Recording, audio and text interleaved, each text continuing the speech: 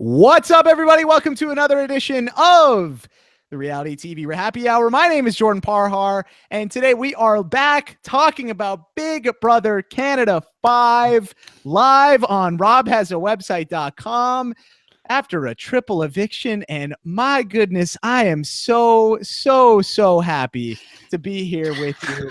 We've got a triple eviction, so we've got triple the guests here joining me tonight, and I am so very happy to be welcoming all of them onto this show. First is a man who is so dedicated to being on this show and on this panel. He is staying up way past his bedtime.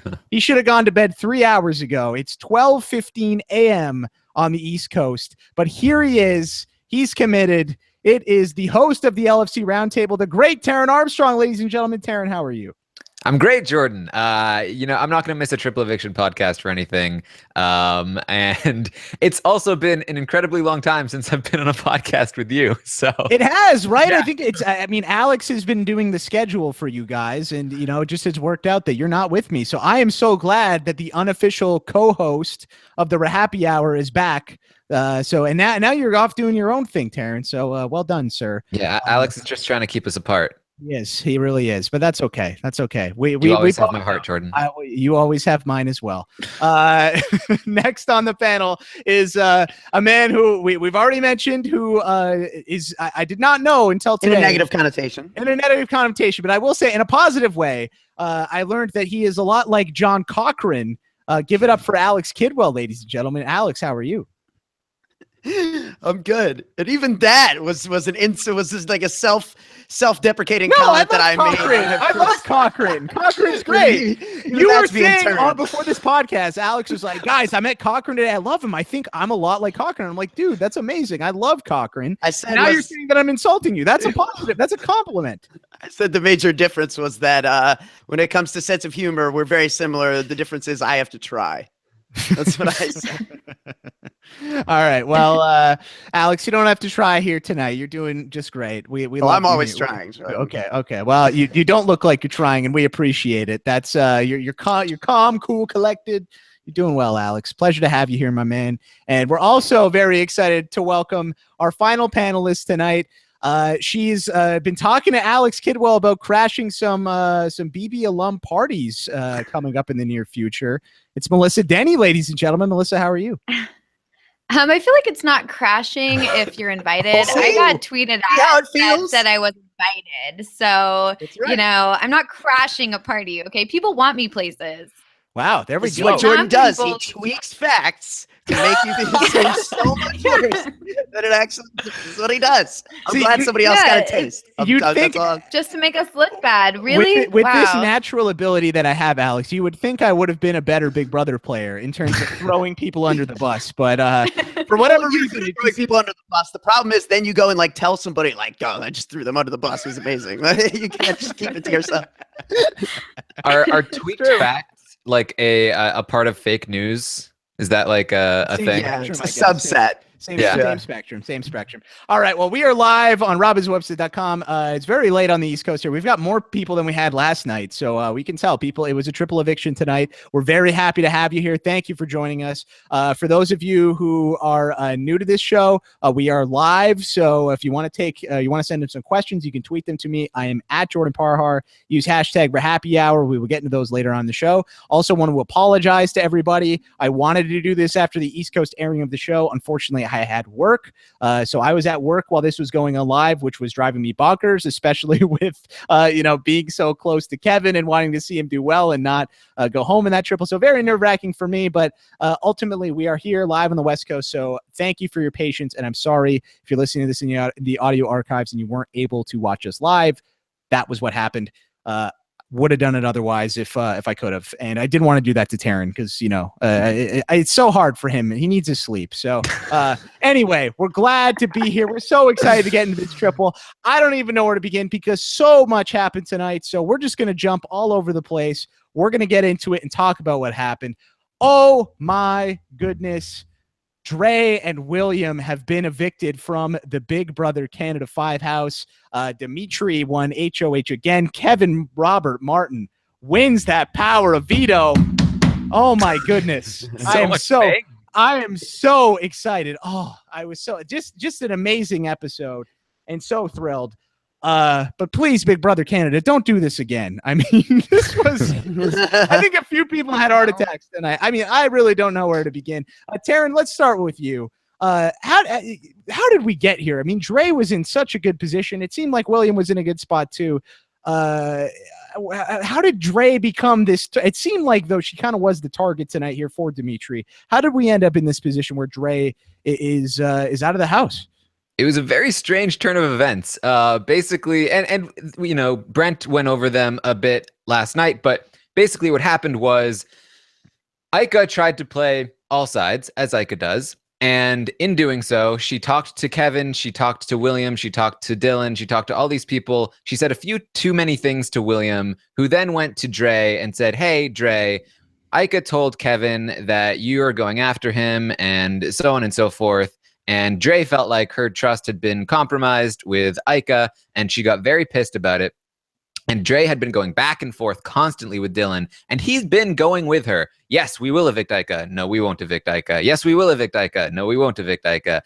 And he just finally reached his limit. He was like, when she came to him and said, no, we're definitely doing this. We have to evict Ika. He was just like, all right, this is too much. You are like playing me for a fool right now. And so he went and he talked to Karen, and Karen immediately said, no, this is not... You need to snap out of this. We are not doing this. They're going to be setting us up. They're trying to make us be the 2 votes to evict Ika, and they're going to keep her, and then Ika's going to be after us. And so Dylan went to go talk to Dre and William. And this is where everything could have been cleared up. They could have said, we're not trying to set you up. We swear, you know, we're telling the truth. Ika's been playing both of us. But instead, they decided to be very cagey and talk French to each other right in front of him. And this really sketched him out. And he just storms off, goes and finds Ika and says, listen, Ika, Dre wants you out. And this, you know, inspires this entire thing to break down. Dre's game is finally exposed for basically what it is. And she becomes the target along with Kevin and William. And they assume Kevin is in on this thing. They assume William is also in on this thing when it's really just been Dre the whole time. But they assume that those 3 are together. So those 3 are now the targets. Oh my goodness. Wow. It seemed like so just to recap, and I know last time I did a double eviction recap, I was really all over the place, and there are people who don't actually watch the episodes, who didn't have a chance to watch the episodes. So just to lay things out for you, Demitri wins HOH again. He nominates Kevin, Dre, and William. Kevin wins the power veto. He takes himself off. Dylan is named as the replacement nominee. So it's Dylan, Dre, and William on the block. Ika, Karen, and Kevin each have a vote to save. They all vote to save Dylan.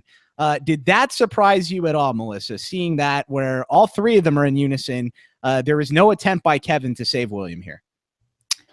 It was a little surprising to me that Kevin didn't try and save William, but I think he kind of saw where it was going. And I also think that he started to think that maybe William wasn't great for his game. I'm not exactly sure, but I was wondering that too, because I saw that and I was like, interesting. Why didn't Kevin give a vote? Because unless they were able to talk beforehand, I really don't know like the time period that this whole thing plays out since it's not live. But yeah, I don't know. I thought it was interesting, but at the same time, I think he saw where it was heading. And I'm definitely not surprised that Aaron voted to save Dylan. So I kind of felt like that was the smart move anyway. Yeah, Alex, I know. Like streams were in and out tonight, so like for Americans, it was very hard to get like a full episode tonight. I'm sure, you know, I'm definitely gonna rewatch this. I got most everything, but I know there were scenes I missed. I'm sure, like between us all, we saw the episode. But yeah, I mean, it was tough tonight. But there was one conversation that I caught on like going back through somebody's Periscope because I couldn't really watch it. That was a conversation in like storage between Kevin and Karen, where Kevin, I mean, to me, it was basically like a prisoner's dilemma type of situation. Kevin recognizes no one else will possibly vote to save William. So William's a lost cause at that point. There's no scenario where William can be kept. So at that point, he goes to Karen. He says, all right, if we can control the votes right now, me, Ika, Demitri, we made a final 3 yesterday. It was called the business partner. Like they sold me out. They just did this. Like they are so not to be believed. They're playing everybody.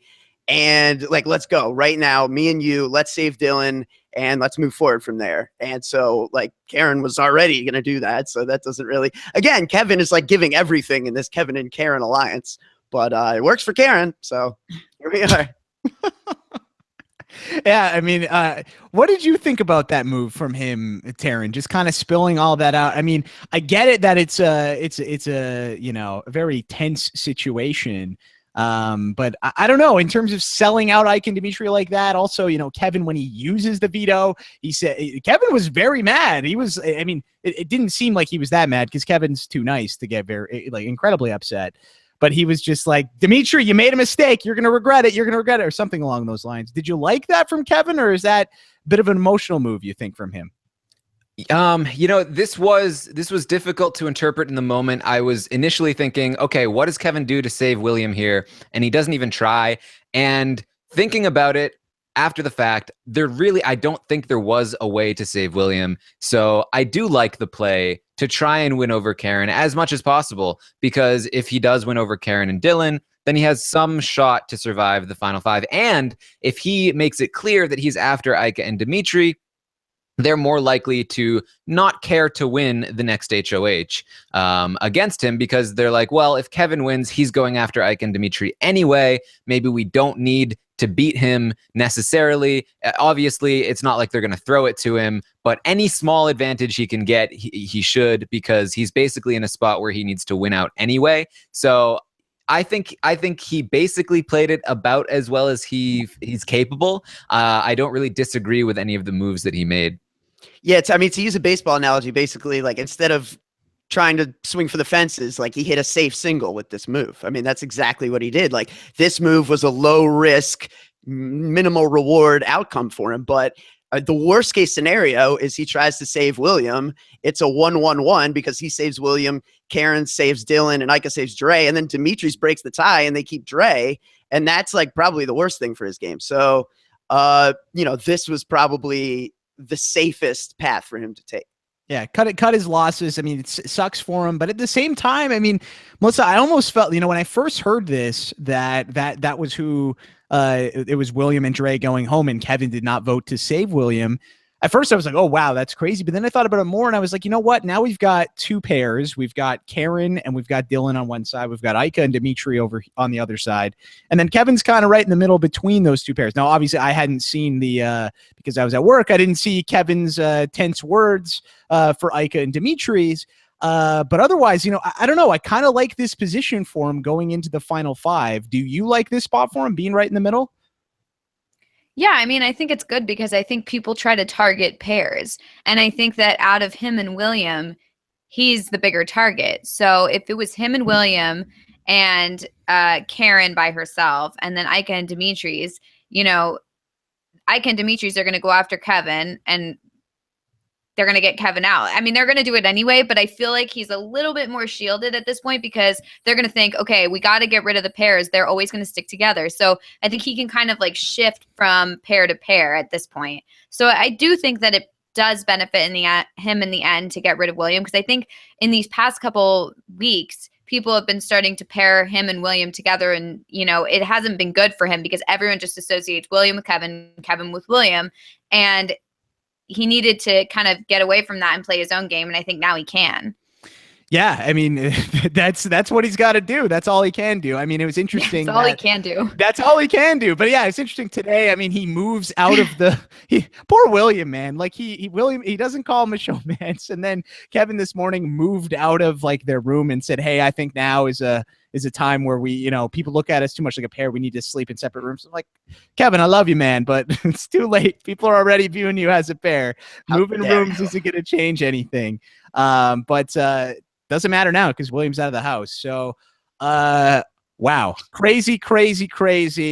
I don't even know. I mean, let's talk about Demitri here as well. I mean, sorry, Alex, you wanted to jump in quick? I was just going to say, it seems so like weird and unceremonious and like a little just skeezy. It's like, let's just like shove the French people out the door really quickly. Like, I don't like the way it looks.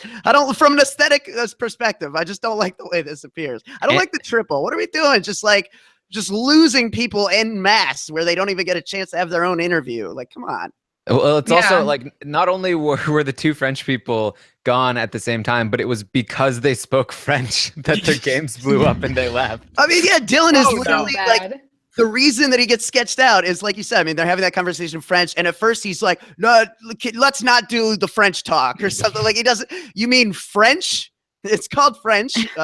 Yeah, like Parlez-vous français, Dylan? So, but yeah, I mean, this really was, more than just, it's unfortunate that the French, like comes into play here. That like that's an unfortunate element of it. Really, more than anything, though, we've been talking for weeks about how Dre is walking a very tight rope with this game that she's been playing, where she's kind of running back and forth, playing all sides a little bit, and we're down to 7 people in the house, and she had a private conversation with William that allowed like 15 or 20 minutes for other people to compare notes. And that's something like you never saw Andy Herron ever do that. Like if you're going to play that game, you don't ever let Alyssa and Amanda have like hours together or time together to compare their notes. You know what I mean? You can't have that happen. And you also don't waffle back and forth like 15 times throughout the week. Thank you. It's fine to do that on your own, but to then like use your influence to flip another person to flip along with you every single time you do it, like it's gonna stop working eventually. And every time Dylan would run back to Karen and be like, "Karen, the plan has changed." Karen's like, "Are you serious?" Yeah. It's like, oh my God. No, it sucks though, because I just feel like I was really looking forward to seeing Dre or William playing by themselves. And, now they don't get to do that. We're playing the game together. Now they're out together, and I don't get to see their individual game at all. And I also think it's interesting that William was the only house guest never nominated. Isn't that correct? And he also didn't get a vote against him because they voted to save Dylan. So I think it's funny that basically William had like nothing in the house. William played and went out the exact same as Willow. Yeah, that's what I was going to say. It's the exact same. Yeah. I mean, Willow, obviously William is a little bit, he won, one HOH, won the secret veto. So, a little bit of some differences there. But yes, they definitely have the first syllable of their name is the same. They both had 0 votes cast against them, and they were relatively safe unless something crazy like this happened. And that's why the triple sucks, is because you know what? If there is no triple tonight, Dre's probably the one who goes home, right? William's still in the house. He's got Kevin as a shield for him. I think there's a decent chance William wins this game, or at least gets to the final 3. So, Big Brother, we don't like these triples, just saying. I think if my name was started with Will and I lived in Canada, I was thinking about applying. I might take a couple of years and just see how all this triple eviction stuff plays out.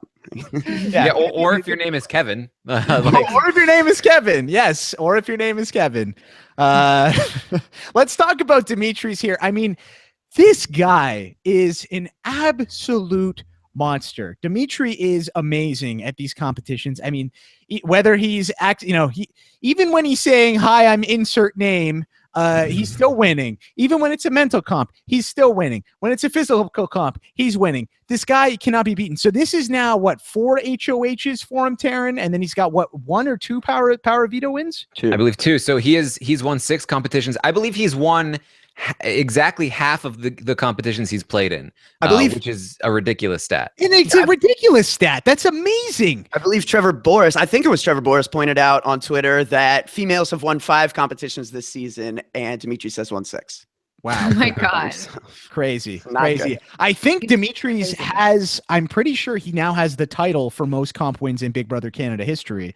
I'm just trying to think back. I know Jillian won, I believe, 4 head of households during BBCAN1. I think John was 3 HOHs and 2 POVs in BBCAN2. Someone fact checked me on that. I'm not 100% sure, but I believe Demitri now holds the record for most competition wins. And if he doesn't yet, he's going to win something this week. You can't backdoor him at this point. He's going to play in every single comp. So, wow, I am just so impressed with Demitri. Can he be stopped, Alex Kidwell? Because I don't know if he can. I really think if I had to put my money on someone, I think I'd put it on him right now, because I really think he can win out. He looks really good. And I think more than anything, it's also you look at the field and it's just not a lot of strong competition. Like everyone else who's still in the house, Jackie knew her days. And that was a big part of why they actually had a reason to get rid of Jackie, is going into the home stretch. Jackie seemed to be Jackie and Kevin were the only two people who are like really studying the things that they like tell you to study. You know what I mean? So as a result, yeah, the field's pretty wide open. And I think it'd be funny, but I could see a scenario where it's like, you know, basically from 7 on, Kevin and Demitri's take turns winning HOH and veto and get to the final 3 together despite their inherent desire not to. I could definitely see that happening. I think that would be a very funny way for this ultimately to play out. There's not a lot more competitions where that needs to happen. And yeah, it is crazy. But, you know, as much as we talk about, you know, every time we talk about Demetri's and how good he is, it's just about comps. But like this dude has a pretty good social game too. Like that goodbye speech to Jackie was the only one that was good. And it was really good, dude. Really like, good. Jackie would vote for that dude now. Tears of joy. No question. Jackie would vote for that dude now. Oh, Demitri has that vote on lock 100%. So well done by Demitri. I mean, it's, well, I mean, it's crazy that, you know, we don't see it. You'd think that the vets would get that. I mean, we didn't see Kevin's goodbye message, but Ika, just, you know, bury the hatchet, come up with some BS. I don't know. Maybe she just is. Well, I guess after that whole thing with Jackie saying, get rid of that bitch or whatever. Yeah. It's a lost cause, but still good on Demitri for doing that. I also just want to clarify in the chat. Thank you to the chat room for fact checking. John Party, my boy, Big JP, he won 3 HOHs, 3 POVs and BBCAN5. So now Demitri's is tied with him with 6 competition wins. If we want to get technical, the Pax Bros won 7 competitions last year, but Nick won 6 of those. Phil won 1 of those. So if we really want to get technical, Nick Paquette, John Party, and Demitri's are now they tie. They're tied for first in comp wins all time. So there you go. Demitri's in some pretty good company there. Wow. Just well. You know, talking about his social game, like I do think that he has a lot of good instincts, and I think that he's a really social player. Something that we shouldn't forget, though, is that 2 of those POV wins, the 2 that he has, were necessary for him to stay in the game. He would have been evicted had he not won those. And it looks like he still has to win out from this point on in order to make it to the end. So I don't want to give too much credit to his social game because I really think the competition wins are pulling him through here. But again, that said, he's won 50% of the competitions he's played in. The next closest person is Kevin with about 25%. So he's twice as likely to win than any other person in that house right now. Yeah, that's a good point. I think that. Oh, go ahead. Go ahead, Melissa. Go ahead. You haven't spoken. I just think that his competition wins are probably the reason why his social game's not doing so well, because I think that, you know, I think people want him out because he's winning all the time. So I think that if he wasn't winning all the time, I do think that he gets along with people. People tend to like him. I don't really see him having like a bad social game. I just think that people see him as a huge threat and aren't willing to keep him around because he wins so much. Yeah, I think that totally makes sense. I think if he wasn't winning these comps, I agree with you, Melissa. I think that is the reason why, but then it goes to, you know, it's tough when you're winning all these comps, like you're saying, Taran. It's hard. You've got to have, I mean, nobody has done that. Had such a good social game that they could overcome being amazing at comps. Like all of these I mean, I guess you could say John Party, but even technically John really won out towards the end of BBCAN5. So. Well, you could argue the way you overcome being amazing at comps is you throw the comp. Yeah, exactly. That's part of your social game, right? That's the perception that you have, is that if you're really great at competitions, that's going to put a huge target on your back. And you see time and time again, you know, Ika, a large part of why Ika was saved this week was because she's so awful at competitions, and Karen is being dragged along because she's so bad at competitions. There's definitely an advantage to not being good at the competitions. And, you know, going back to what we were saying with Demi, and I think, you know, Taran, you make a good point in that, like, yeah, I remember, you know, around like final 6, we were saying like, boy, Victor, he's just, you know, flipped the vote and faked the fight. Like this guy's really come along. He's really developed a social game. It's like, we didn't get voted out twice already. So maybe we should, you know, go ahead and sound the trumpets. Do we think that Cindy telling Demitri's that he's viewed, you know, as someone who doesn't have his own game and is kind of just following around whatever Ika does, do we think that, and then him telling the house that, do we think that helps him or hurts him in the future? Because I feel like it could help him because people would be like, okay, well, the jury's not viewing him seriously. Let's take him along with me to the final 2. Or, you know, so I mean, I feel like it could help him, but he was acting like it was like really hurting his game. So I don't know. Yeah, I mean, so let's talk about that. So just for people who didn't see the episode, so Dimitri's power that he won from the POV comp was that he got to take a jury member out for a test drive in the Toyota 86.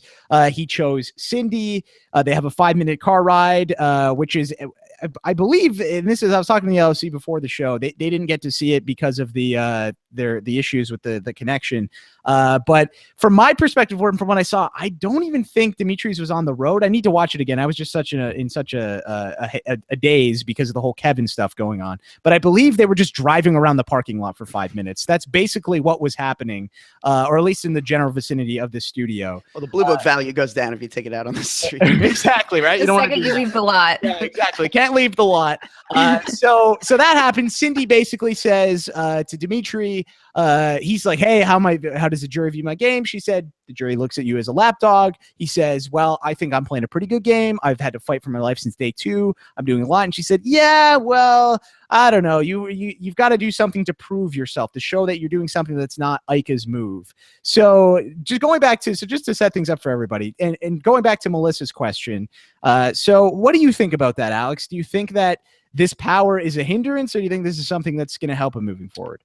It's unfortunate. I think if he, was omniscient and knew everything we know, you wouldn't pick Cindy, because Cindy is not someone who's going to be like influenced by persuasive, logical arguments. We've seen many a time. Cindy, that's not what sways Cindy. You can, lay it out there on paper, but if, her heart is driving her another way, like, sorry, that your sense does not compute anymore.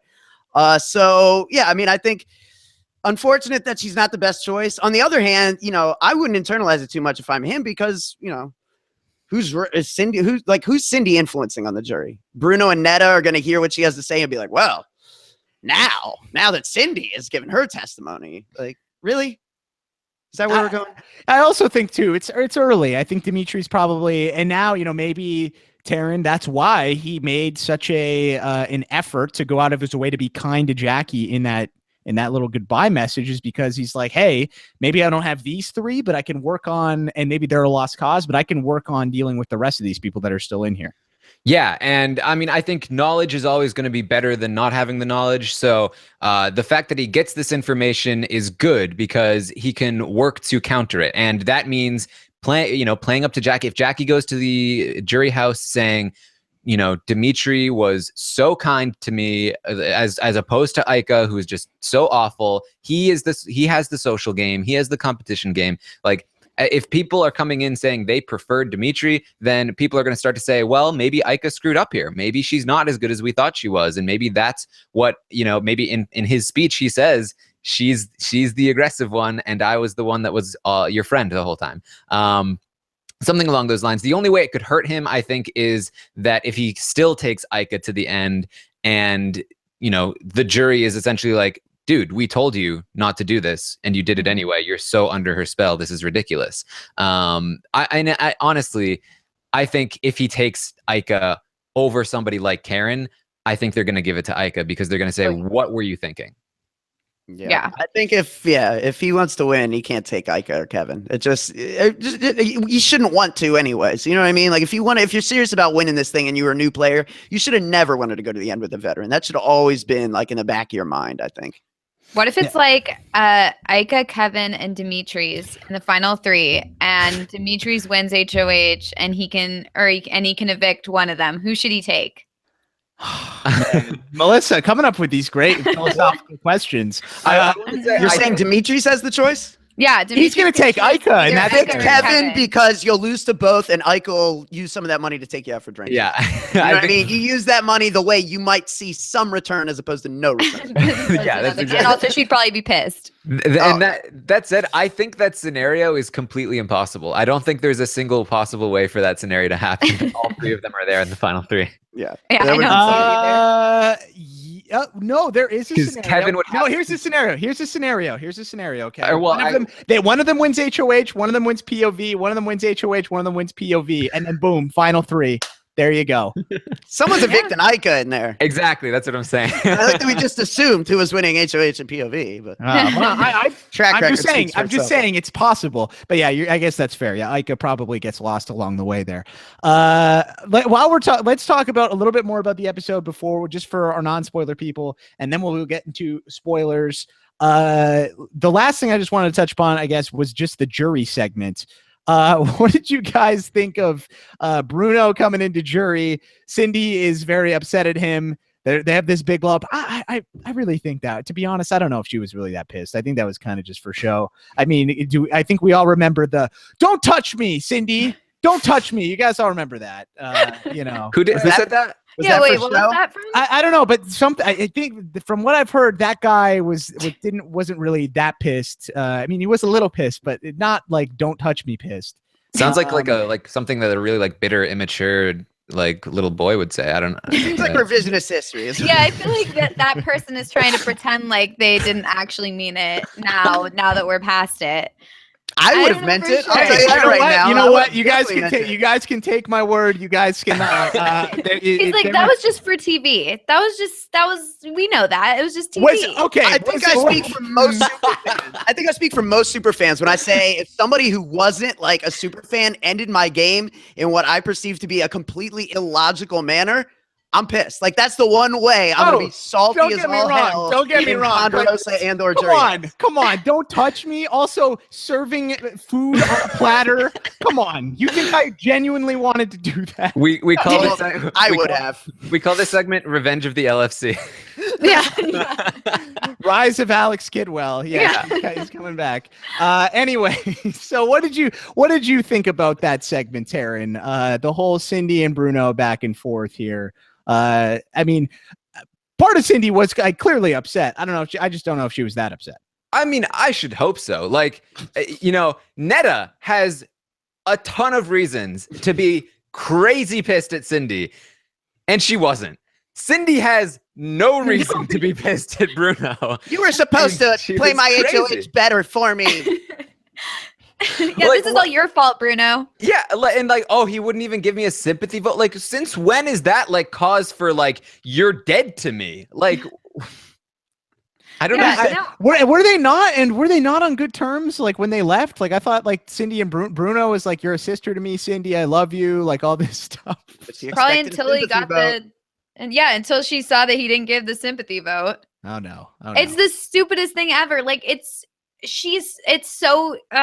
very selfish thinking behind why didn't he give me a sympathy vote? Because it's bad for his game. It was bad for Kevin's game to give a sympathy vote. Nobody should be expected to give a sympathy vote. If you know you're going out the door, don't drag your alliance down with you, which is exactly what she did. I mean, she's the one who just tore apart the sixth. And then she's mad at Bruno saying, yeah, no, it was all Bruno's fault. When Bruno and Kevin were the ones telling her, don't do it. Stop. They said that a bunch of times. Yeah, like Alex was saying, like roll the tape back. And the whole thing, like I honestly thought that she would be like eating a humble pie the second that she walked in the jury house saying like, wow, I blew it again. But she just isn't taking responsibility, and it is killing me. Is there a chance that this is on fire tonight? Melissa is on fire. Wow, love it. It's because it's late. This is good. I have no sleep. I'm tired.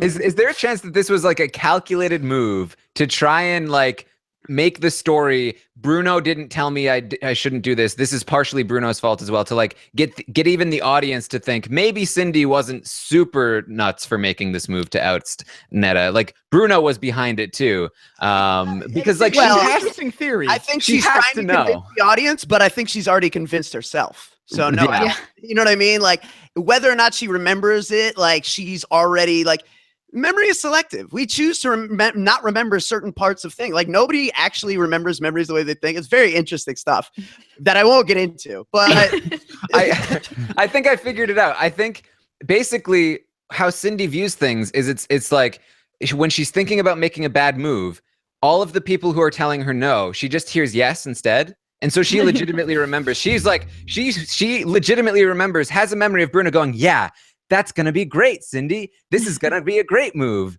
And so she's like, why did you say that, Bruno? If I close my eyes right now, I can still see Bruno walking down the stairs. Cindy, I don't know. Cindy, don't do it. I don't think so. I just don't think. No. It's not good. It's just. Oh no! Yeah. Oh no! My favorite part was that when Cindy was yelling at Bruno, Bruno was like, "All right, see you later." Just like Bruno is just like, "I don't have time for this. I'm okay." Is there a hot tub here that I can? You know what's funny is last Jury House we didn't have a hot tub, and then Bruno showed up, and we were like, "You know what? Why don't we get a hot tub?" And we rented a hot tub for the rest of Jury. Oh my God! That's amazing. Well, it wasn't specifically because of Bruno. We had been asking for a while. And you know what? Actually, that might have been. I think we actually might have got it like right before Bruno showed up. But in preparation for Yeah, I was gonna say, it seems like a fun Bobby idea to me. It was, yeah. Bobby was down for it. So we were all down for it. But no, as soon as Bruno came to Jury, Bruno was immediately in the hot tub. So for Bruno's sake, I hope they rented another hot tub because it is possible. That's what they did last time. It was an above ground hot tub. They did it once. They can do it again.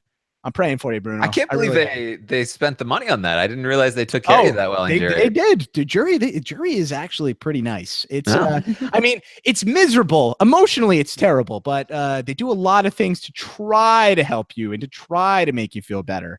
They should really have like a puppy room. Oh, that actually would have made a lot of sense. But right? we will save we'll save this for the JP retrospective podcast where I go into the ins and outs of Jury House. We'll save that for another day. But yeah, to summarize what Melissa was saying, yes. 2 people care about the sympathy vote: Cindy and Wikipedia. That's it. Nobody else. Mm-hmm. That's all. Nobody else cares. The BB Wiki. Yeah. If all anything, right, it guys. hurts them. It could potentially hurt them because it singles them out and says, well, you wouldn't vote with the group. And it also gives people a reason to vote for you later and say, well, you didn't vote with us. You were the one who voted against us, just to like have a reason. And it made me so mad when she was so pissed off that he didn't give a sympathy vote. Like, no, Kevin shouldn't even give him one. Oh well. Poor Cindy. She's just upset that she lost. I get it. It's fine. It happens. Anyway, guys, I think it's way past Taran's bedtime now. Melissa's even tired. I think it's time to talk about the live feeds. Do we agree? Yes. Let's do it. Okay. Let's go. All right. So if you do not want spoilers in terms of who won head of household, we will bid you farewell. Rob will be back with his exit interview, I believe Friday. Yeah. So tomorrow. So be on the lookout for that. And then he'll be back on Monday Exit night. interviews. Oh, yes. I guess 3 of them. 3 of them. I didn't even think about that. Yeah. So interviews, Jackie, Dre, and William will be talking to Rob some point tomorrow. Hopefully that should be up later in the afternoon. And then Monday night, Rob will be back after the episode talking BBCAN5. Should be a lot of fun. Before I let you guys go, just a reminder, if you have not already and you are in the Toronto area, there are still tickets available for the RHAPpy BBCAN5 recap show 1 week from tonight. Taran, Alex, Brent, Rob will be in Toronto, and they will be talking about the Final Four, previewing it for BBCAN5. There's 2 weeks left in the season, so it's a really fun time to come out. So if you want to get tickets, you want information on that, robhasawebsite.com/TorontoBBCan, and you can find all of the information for that. Okay, guys, let's do it. Spoiler time. Okay, I'm hitting 5 times in honor of Kevin. Okay. Melissa, Deni, tell me what has happened. Who is one head of household? The new HOH is Kevin. Yeah, buddy, Kevin is HOH, and I'm sorry in advance for everybody. I am going to be so insufferable on Twitter and on this podcast. So if you want to say goodbye to me and unfollow me on everything and turn off this podcast, feel free, because I'm don't feel free. I'm just a fine young gentleman, and you should be ashamed of yourself if you unfollow him for something. I am just so happy that Kevin won this HOH. Oh my goodness. Do we know what this competition was, Taran? Well, first, I just had the realization that Karen would hate you just as much as she hates Kevin. Oh, I know for a fact. Karen has actually said on live feeds, she said to Cindy, I hated JP. I was so glad when you voted him out. So it's going to be great when we meet at finale. I'm so Jordan excited. Parhar. That Jordan Blake Parhar. I hate him. Yeah, she's going to be, Kevin and I are going to be the presidents of the Karen fan club at the end of this season together. But yes, Taran, what happened here? What was this HOH comp? I believe it was some sort of quiz competition. There were quotes that they had to, answer questions about or something or other like that. And Kevin won it. Demitri said that he knew basically all the answers. If he had been playing, he might have won it, but Dimitri's was not playing, so Kevin wins this HOH. Wow. Okay, so Kevin is the new head of household. In the episode, Alex, he was very upset with Ika and Demitri for turning his back on him. Obviously, we talked about that whole situation with him and Karen talking in the storage room. Is that who he's targeting right now, Ika and Dimitri's? Well, it's down to them or Karen and Dylan. And I think, it's not even like, why have a conversation anymore? Let's just look aesthetically at who's left. And let's come on. What is there to talk about here? Yeah. I mean, the only Go back to bed, Karen. You're good. Yeah, Karen's good. Dylan's good. I mean, the only thing I could think of is if Kevin was somehow trying to make some sort of deal with Demitri and Ika, but you can't even backdoor Demitri at this point. So, might as well just go for it. Try to make a deal with Dylan and Karen, I feel like. Right, Melissa? That's got to be the play at this point. Yeah, I mean, honestly, the only way he wouldn't be targeting them is if they like stuck true to their business partners thing. I mean, I think he still would target them, but I mean, like the only possible way is if, they stuck true to their business partners thing. They didn't nominate Kevin in the triple. They like kept him off the block or whatever. And then maybe he'd feel, like I got to work with them. We got to get to the end, whatever. I doubt it, but that would be the only scenario where he doesn't target them. I definitely think they're going on the block. Yeah, and I feel like he already tried that and thought that was good, and then Demitri put him on the block in the triple, which, like, if anything's going to trigger Kevin to be an emotional player when he's not typically, it's you put me on the block in the triple, dude, like you should have known how I was going to feel about that. You're dead to me. No. Yeah. No. 100%. Taran, has there been any talk from Karen and Dylan trying to get with Kevin? Has there been any real game talk, or is everyone kind of just like, all right, we know what's going to happen. Let's just let sleeping dogs lie?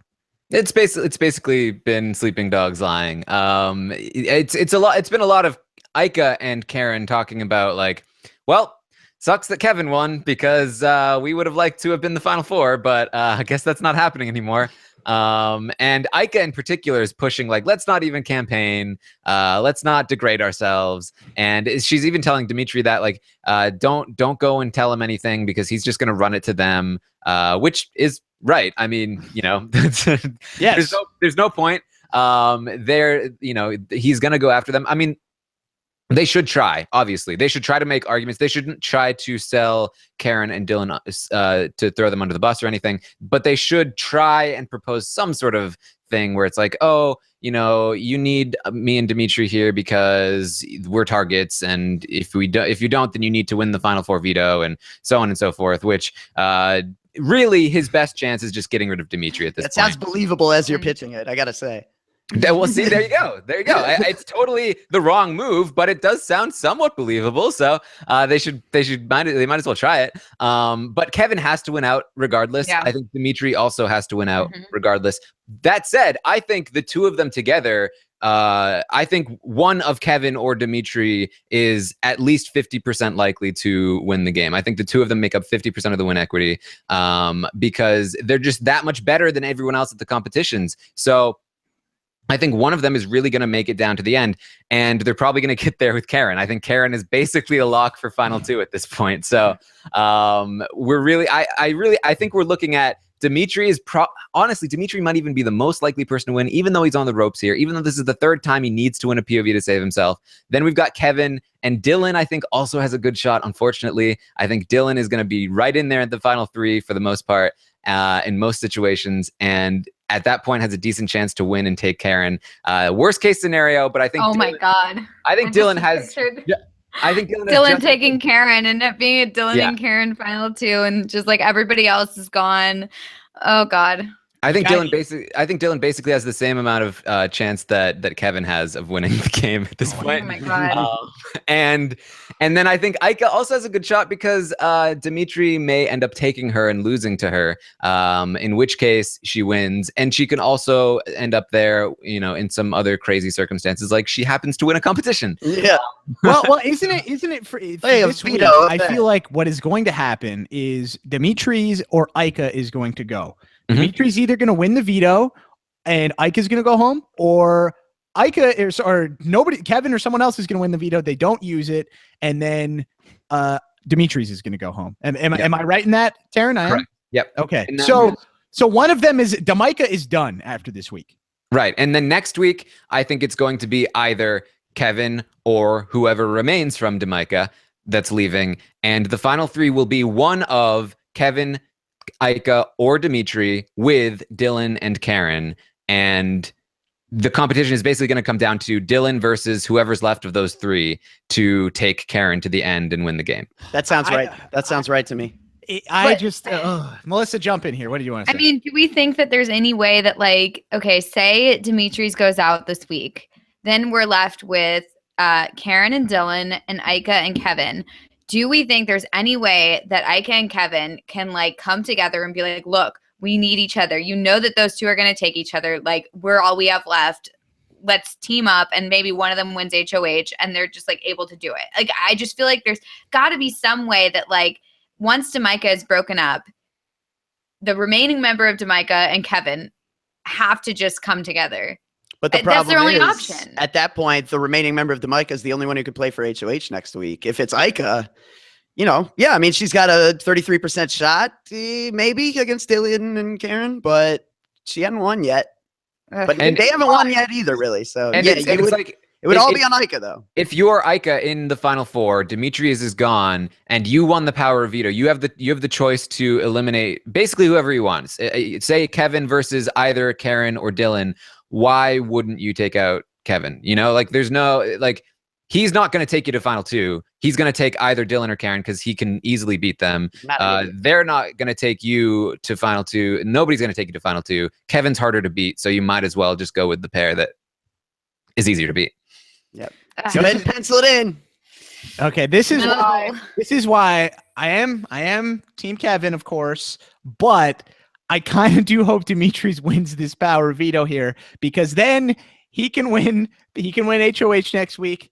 Kevin can win POV next week, and then one of those guys is going to win the game, because I feel like one of them or Ika. I feel like one of those three has to win this. If not, it's just going to be, oh man, I'm just going to be so sad. I'm going to call Brent, get him to ship his veil and his black hat from Kentucky to Toronto, because I'll be in Toronto for the finale, and then I'll just be sporting that everywhere if that's who wins, because it's going to be a damn shame, I think, I'm sorry, I love Kevin to death, but it is going to be a damn shame if Demica does not win this game. I'm sorry. They've both done so well. I'm rooting for Kevin. Don't get me wrong. I want him to win.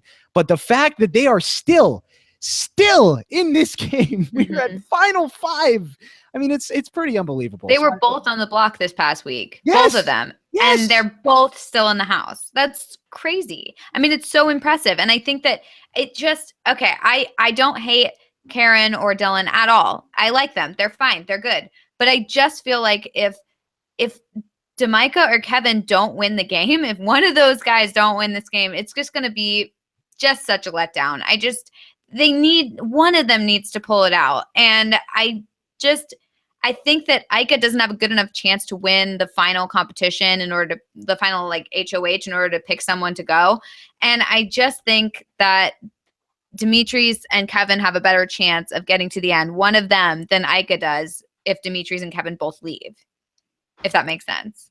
Yeah. It's a good point. It's a good point about, when a showmance goes up together, one of them goes home. I mean, when that happened, I don't think since BB12 week 1, when Brendan and Rachel somehow got Annie to get hit by the bus that was meant for them, I don't think it's happened since then. I can't think of a time. So yeah, very rare. Yeah, I can't really think of one either, to be honest with you.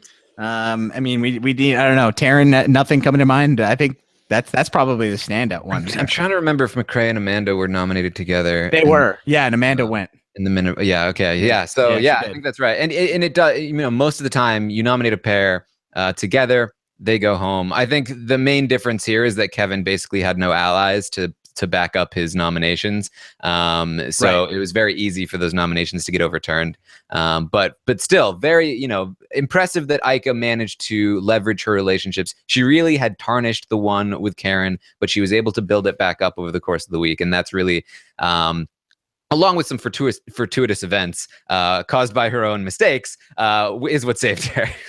Yeah, luckily that relationship with Jackie was none too polished either, where Ika didn't have exactly like a huge height to leap over there. It was it was a good comedy. Like Ika certainly put in good social work, but also, I mean, Jackie really can't be understated how bad your social game has to be such a pawn in this game and get evicted over Ika.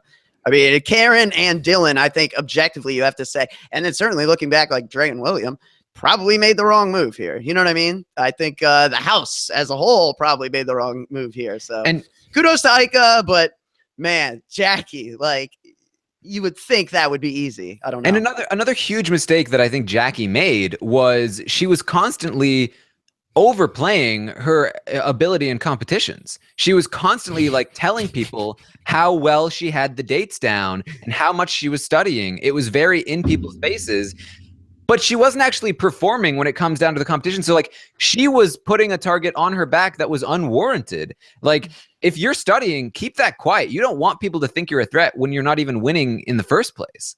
And also don't study with people. Yes. That just gives away all of your ammo. The one thing she had was that she knew the dates herself, but then she's like studying with everyone, telling everybody else the answers. Like, why? Why share that? That was the one thing you had. That is, yeah. And something going back to when I played, like people would be like, funny enough, Bruno would always be like, "Yo, JP, man, we should study. We should study for HOH comps." I'd be like, "Yeah, man, let's definitely study." And in my head, I was always like, screw that. I'm never studying with Bruno because I don't want Bruno winning these competitions. I'm keeping this all in my brain. I mean, yes, maybe study when you're with an alliance and you have people you can trust and you want them not with everybody. But not with everyone and not when you don't have an alliance. I'm sorry, Jackie. Jackie is the last person that should be going around saying that stuff, especially because if Jackie had just said nothing, people would have been like, oh, like Jackie? Like, what is Jackie bringing to the table? Why are we getting rid of Jackie? But when she's talking about how good she is, it's just like, so unnecessary. But hey, it is what it is. We had a question. This one was from Jennifer A. Russell. She says, it's quite telling that you haven't even summed up Jackie's eviction yet. And we're an hour into this podcast. That's so sad. Poor Jackie. I mean, poor Jackie. She goes home here. I mean, do we have anything to say? I mean, I guess we kind of just summed it up there. Anyone want to, Alex, you want to jump in on Jackie at all? Yeah. Poor Jackie. I mean, she just, she tried to play Ika's game, and when you try to play Ika's game, she's going to beat you with experience every time. So if you want to, you should take the high road. That's the only play you have, because if you try to get petty with Ika, she'll make you look bad. And then, Jackie looks even worse because, the couple times she got digs in that Ika just didn't come back and just slaughter her with something better was when she was, leaving the room and when she was, leaving the house. And, come on, that's super cowardly. That's not a good look. You know what I mean? I just feel it's so unfortunate bad for her. I just feel so bad because Big Brother's a tough game. No, but Ika picked her as a target and just I was so mean to her. I just felt bad because it's like, how do you dig yourself out of that? How do you make it so that you're not the object of bullying? Well, you don't throw people under the bus to Ika, for one. You didn't need to do all that. Yeah, I know, but a lot of the comments were just so mean. I just feel like they weren't game related. It was mean. And I feel bad for Jackie. I just don't feel like anybody should get that sort of target on them for it's just, I don't know. I just didn't feel like it was game related. When I feel like it's game related, I get it. I totally am go for it. But I just don't like picking someone out and alienating them and making them feel bad. And I don't like it. I didn't like it. I mean, I love Ika. Don't get me wrong. I just didn't like that. I just felt bad for Jackie. All right. You guys have Taran, Melissa, are you guys going to stay awake if we take a couple more questions? I'm good. Before we get to the questions, this is just a question that I have. Taran, you mentioned in the pre-show, Karen found out that William used the secret power veto on Kevin. Can you describe what happened there? Yeah. So Kevin told them that William was the one that used the secret power veto. At first, they weren't really believing him. Demitri was like, I don't believe it. But it does seem like they've come around. And Karen was saying, I feel bad Will went home because he was a nice kid to me. Then to find out the little shit used the secret POV, I knew he found. Yeah, she always knew. She always knew. She knew it was But a triple. not until the information comes out for sure. Will she like let Yeah. you know she knew? But she knew. She always knew. God. If Karen wins at finale, I'm gonna go up It's to like a Karen. clock. A broken clock is right twice a day too, Karen. You know what I mean? Like if you call out a million things and 2 of them hit the board, then I guess you were right. All right. Yeah. If Karen wins, guys, I'm gonna tell her at finale. Karen, I knew it. I knew you were gonna win this. I'm gonna say I called it the whole I time. called it. I had it from day one. You know what though? It could happen. It could happen at this point. All right. Let's take another question. This one is from John Heddles. John says, "What are other strong examples from BB history of goodbye messages to in-game adversaries like Demitri's to Jackie?" Yeah. So did we? Because this was we've already praised Demitri for this, but have we seen this before? Can we think of anything where somebody is kind of butting heads with someone all game, doesn't really care for someone, and then they kind of just suck up to them in their goodbye message, and then they win them over? Anything come to mind? I'm drawing blanks here. I mean, right from the start of the game, this is something that happens a lot. I think. I mean, Nicole from Big Brother 2 did this with Chilltown, like every single eviction. Like she was sucking up to them after like hating them forever. It's a pretty like tried and true move, right? Or at least not necessarily true because it didn't work. But you suck up to people in the diary room in the goodbye message. It's crazy that some people don't do that, which makes the people who do the obvious thing seem like geniuses. But yeah, I mean, it is something that happens a lot, I think. Yeah, it's hard to think of a specific example, but there you go. There's one, Nicole from BB2. So there you go, John. This next question is from Love Tour Alex. Love Tour Alex says, should Kevin have thrown this final 5 HOH? From one Alex to another, Alex Kidwell. Do you agree? What do you think about this? Should Kevin I actually tweeted this? This is something I tweeted. He's asking something that I stated earlier. I said I thought he probably should have thrown this, and there were some great.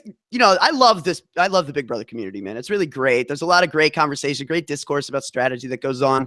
There's more nuance to the game, so I think you get into it on a cerebral level more than Survivor, where like we have enough information to really pick apart the decision making and really think like, man, like you can really put yourself in a person's head watching live feeds and really think about like, God, that's a tough call. There's a lot of situations this season in particular, I think, that have not been so clear cut. I think a lot of times it's very easy to do what we do. I'd be like, yeah, that was a good move. That was a bad move. There's a lot of subjectivity this season. I think there's been a lot of times where it could go either way. And it's more about like how you shape the relationship afterwards, as opposed to who you pick to do it with. So yeah, it's interesting, but ultimately, I think I was swayed back by a lot of people who had very good points about the fact that, Kevin, he needs to win out anyway. I'm just trying to look at a scenario. Is there a scenario where Kevin doesn't need to win out? No, there's not a scenario. It doesn't exist. Ideally, yeah, it's cool to be like, the fifth wheel between two pairs, as I put it on Twitter, that coveted spot that Dave Vaughn soundly rejected for no reason at all. That's a good spot if people are playing rationally. But unfortunately, these people just evicted Jackie over Ika, and you can't trust them to do that. So No. They don't want Kevin out. Kevin's got to win. He's just got to win. He needed to win. It's ironic because Kevin and I used to play basketball back at the jury house, like late at night. We just stay up and we talk game and stuff. And we talked about if you were to go back, I was like, Kev, if you ever have a chance, maybe, final 5, try to get in with 2 pairs. And he's like, yeah, he's like, I think that's a good thing to maybe try to do. I don't know, who knows if I'll ever go back someday. And, I don't think he didn't intentionally mean to do this, but here he is in between 2 pairs. Obviously not an ideal scenario because he still has to win out, but I just found that to be interesting nonetheless.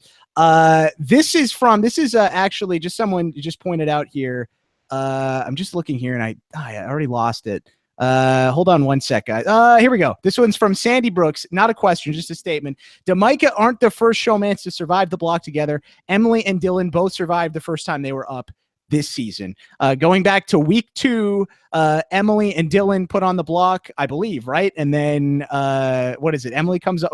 Is that what happened? That's what happened, right? Yeah, Dylan came off. Dylan came off, and then Dallas went up. Dallas replaced him. Yeah. Bruno didn't use the veto, and Dylan held a grudge for 2.5 months. So yeah, maybe not the best stat when like the other people that did it were Brendan, Rachel, and Dylan and Emily. What a great company for Brendan and Rachel, Dylan and Emily. Yeah. Poor Brenchel thrown into the same breath as them. Okay, let's take one last question. This one is from Kel Sherman. Kel says, what are the new power rankings based on whom's left? I guess he means in terms of winner's equity, who we're selling, maybe like a mini version of the Jordan Parhar invented stock watch, you might say.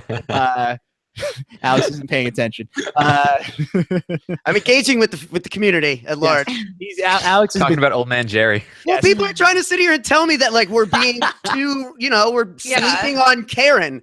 We have a let's hear it. Our whole chat is saying this. The chat is saying so. Sorry, the chat's going crazy. There are like I would love three people to Karen give me- fans in the I would love chat. people to give me a thing I have to do if Karen wins this game, because I promise you it will not happen. I will bet everything I own. I'll do whatever the chat wants. There is no scenario on any alternate universe where Karen Singh Beal can win Big Brother Canada 5.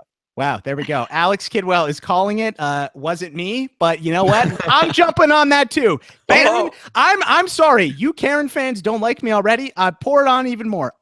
Karen's not winning this game. I'm sorry. Just don't Karen winning against? Who is winning against? Dylan is gonna beat her. Ike is gonna beat her. Kevin's gonna beat her. Dimitri's is gonna beat her. I don't Here's the get field. it. That's it. I don't get it at all. It's okay if you like Karen. There's nothing wrong with that. Yeah, but Karen's great. I mean, like Netta likes Dylan. Like everyone else has inroads on this jury. Like, I just don't see what you're seeing. Yes. There's a story you can buy. I mean, maybe here's what I will say. I think maybe against Dylan, there's a shot. There's a shot against Dylan, because I think people might say, hey, this is a cool story. Karen had a bigger, Karen is a better player than people are giving her credit for. See, people are saying Karen is the Godfrey in the chat room, and that's like offensive to me. That actually hurts. To see all the work that Godfrey put in on live feeds, and to see all the lounging that Karen does, and the fact that she's saved simply because of how useless she is and everything she does, and of how antagonistic she is for really no reason. Like, it's just night and day. Like, it's impossible for me to say the two are the same. It's ridiculous. Okay, well, like, one is like someone's playing an active role in seeing an outcome. The other is like, whoa, there's an outcome. How'd that happen? Like, it's huge. It's a total difference. Karen is entertaining, but like she hasn't done anything. Like they were saying, give Karen credit. Alex was like, for what? What is she I'm still done? waiting on the answer. Yeah. By the way. She doesn't made any moves, and she's very entertaining. She's very entertaining. She hasn't made any moves. Like, she got Dylan to get out Jackie. I don't think that was the right move. Yeah, that's not a good move. Should have gotten out Ika. That's She's bad. more of a threat to win. Karen might have been able to beat Jackie. That might have been her one shot. Karen would have beat Jackie. So it's like, well, Karen got them to get out Jackie. Oh, so Karen self-imploded. The only shot she had at winning. You're right. I should totally give her credit for that. I will do that. You're right. Okay. Well, fun. This has been very fun. But let's get to Kel's initial question. Melissa, I'll start with you. Let's rank them 1 to 5. Who do you think, if you were a betting woman, who would you bet on first? Ranking them 1 to 5. Who do you think is going to win? That's really hard. I guess I would put number 1 as Dimitri's, then probably 2 as Ika, 3 as Kevin, 4 as Karen, 5 as Dylan. Okay. All right. I can buy that. I guess. Taran, you co-sign? Not particularly.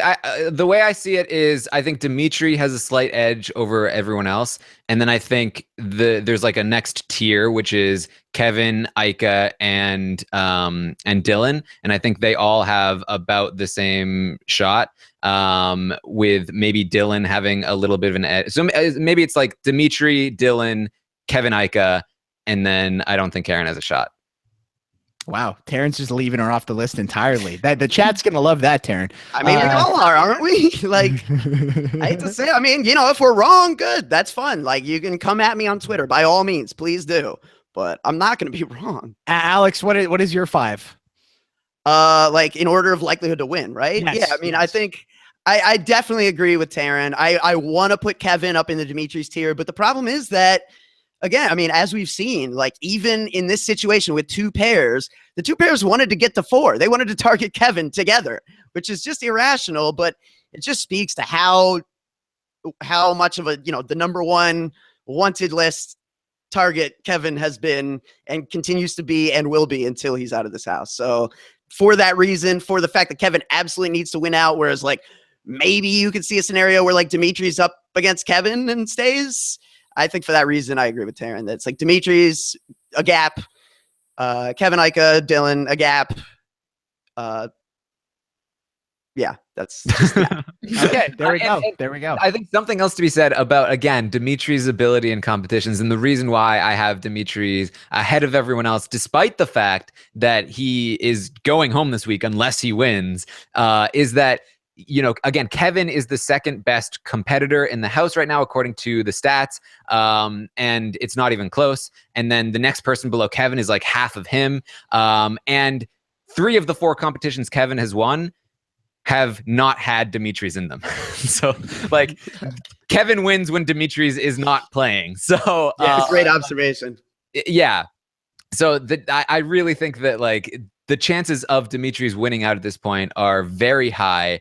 And I mean, again, it should be pointed out, nobody has ever won out from the final 6 on by themselves ever in the history of Big Brother.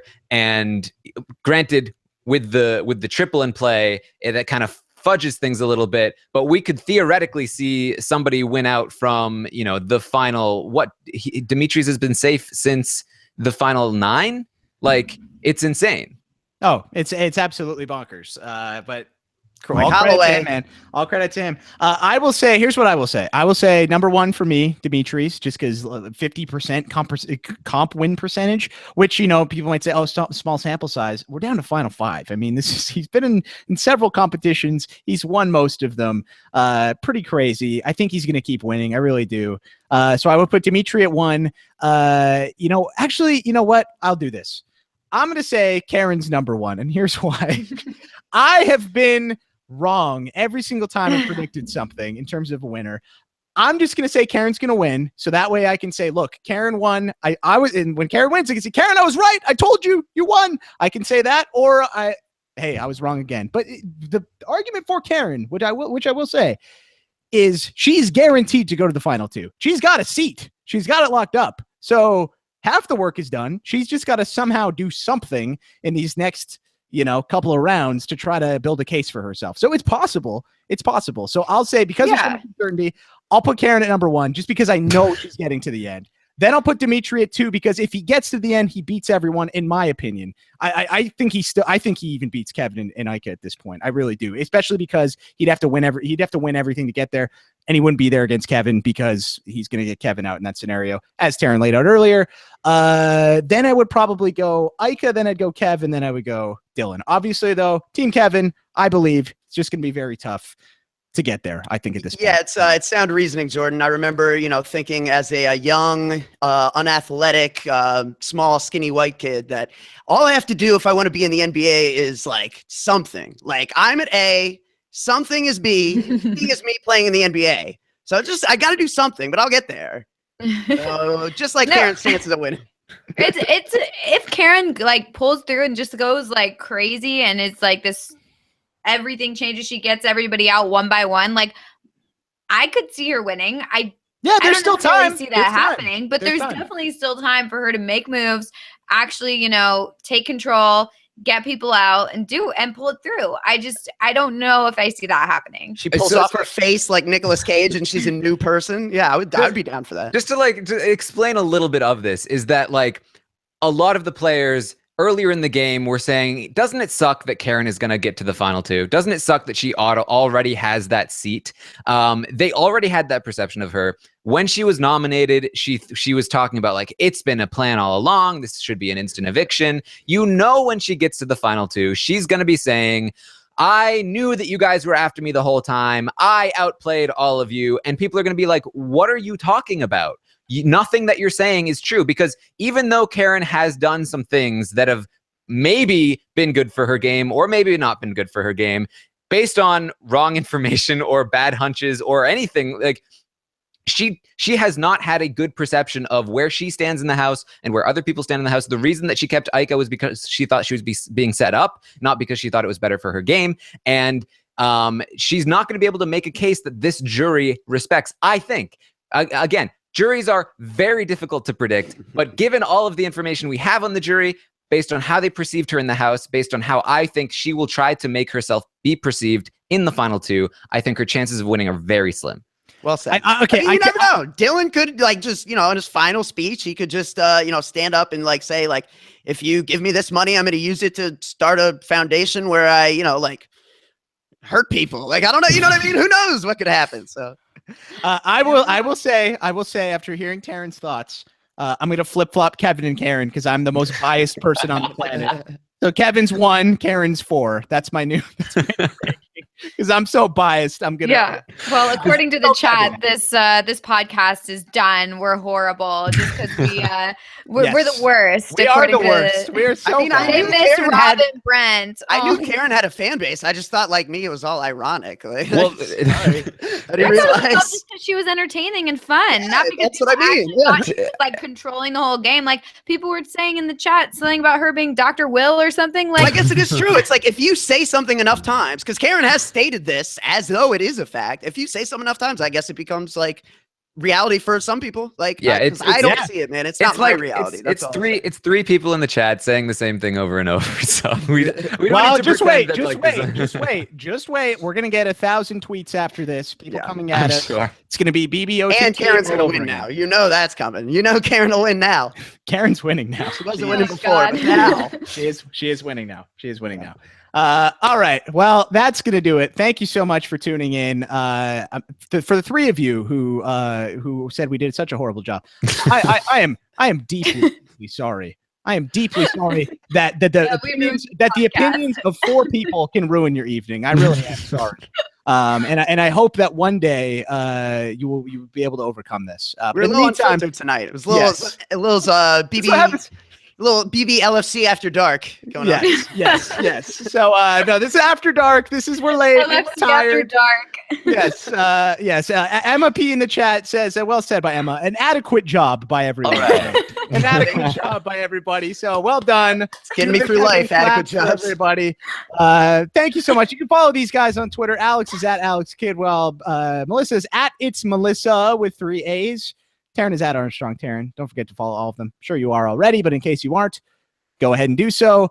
I already stated earlier, Rob's going to have his exit interview tomorrow with Jackie, Dre, and William, so that should be a lot of fun. He'll be back on Monday with, I guess, with some LFC members after the episode, and then the LFC will be back on Sunday doing their roundtable show, so don't forget to check that out. Should be a lot of fun. Next Wednesday, the LFC and Rob are going to be in Toronto doing their live show, but Melissa is going to stay back home, and I am going to be back home because I can't go to Toronto. So we're going to take over the podcast together. So that should be really fun. That'll be ready for a takeover. Yeah. So Melissa and JP are going to take over the Wednesday show next week. So that'll be fun. And then next Thursday, I will not be live because that is when the BBCAN live show will be. So you won't be hearing from me. There will not be a RHAPpy hour next week on Thursday, but because there will be the live show. So that won't be live after the episode, but that will drop hopefully shortly after the episodes, or maybe not shortly, but sometime that evening, and then you'll have it in your podcast feed for you to listen to in the morning.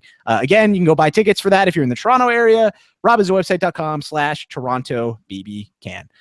Okay, guys. Hashtag. I think. What do you think?